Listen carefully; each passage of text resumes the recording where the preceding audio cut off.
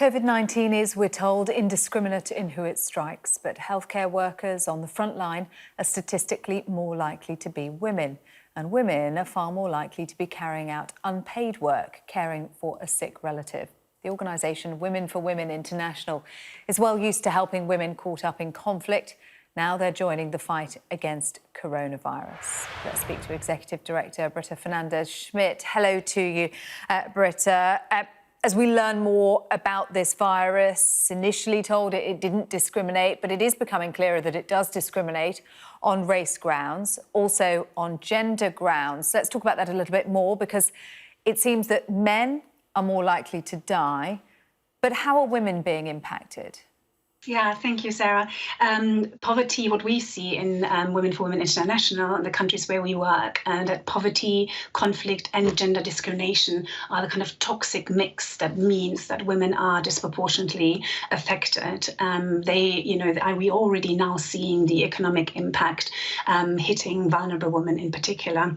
And it really means that as income decreases, savings, the very small savings that women will have, are drying up, and food becomes more insecure. And again, women are often, of course, the ones who are finding the food and cooking the meal and providing families with nutrition.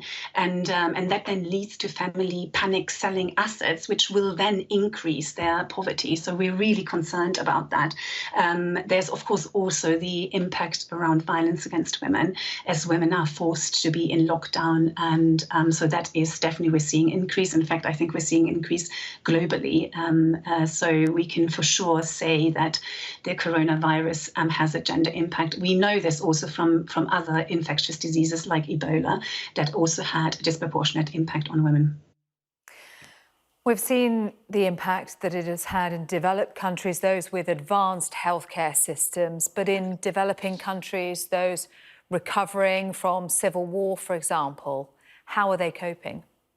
Yeah, that's one of our really big concerns at Women for Women International, because in many of the countries where we operate, like the Democratic Republic of the Congo or northern Nigeria, the health systems are already really weak, and they have been weakened through ongoing conflict, years of conflict, and there hasn't been enough investment in health workers. So in some countries, COVID hasn't yet struck, and we're really concerned of when it will, what will happen. And that's why Women for Women International, fortunately, has got the trust of the community. So we have immediately started to share information about how to prevent COVID and what to do in case of infection, how to find the services that can support women. And really what we're doing is we're building on the resilience that women have developed and the knowledge that they have already gained through our programs, and helping them to share that information. We're also, Sarah, we're using radio programs to reach women, because of course they're in lockdown now, so they can't come to our classes anymore.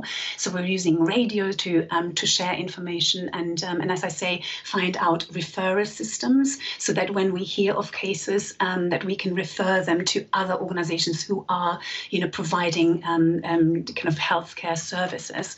So it's definitely a very, very different reality for women in countries affected by conflict. I think the fear and the worry we all share, but the reality of what happens when you are infected is very, very different, which is why it's so important to have the support of organizations like Women for Women International. What about the roles that women are playing in the fight against this virus? I noticed on your Twitter feed an all-female robotics team in Afghanistan who had designed an inexpensive ventilator.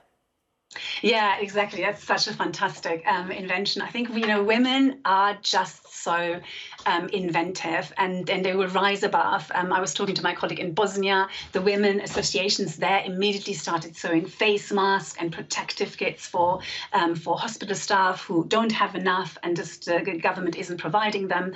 I've heard about other women going out and distributing hygiene kits. So you can imagine in some of the countries where we operate, in South Sudan, for example, women have no access to soap even. In Rwanda, we have women who trained to be soap makers. They are now overproducing soap, and we are finding ways to distributing them to the communities and helping women to stay safe.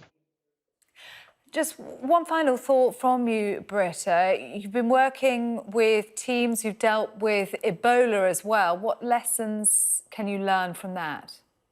Yeah, and it's really interesting actually to see, for example, in Rwanda is the country that's actually been able to curb the spread of the virus, and that's because they did it really successfully with Ebola. And so there is already an infrastructure of sharing information, and the population knows that they can trust the information. So they kind of, as local health professionals go out, or if their messages on the radio, and that's really important. The trust, because what often happens is that myths in the local communities will be spreading. In fact, in Nigeria, we heard at the beginning, women didn't believe that COVID was real. And that, of course, can be very dangerous. So we've really learned that trust is essential, and then fast spreading of information through radios, through other means, because, of course, a large percentage of the population is illiterate. So, we need to bear that in mind. OK, Brita Fernandez Schmidt, thank you very much indeed for talking to us. Great to hear from you.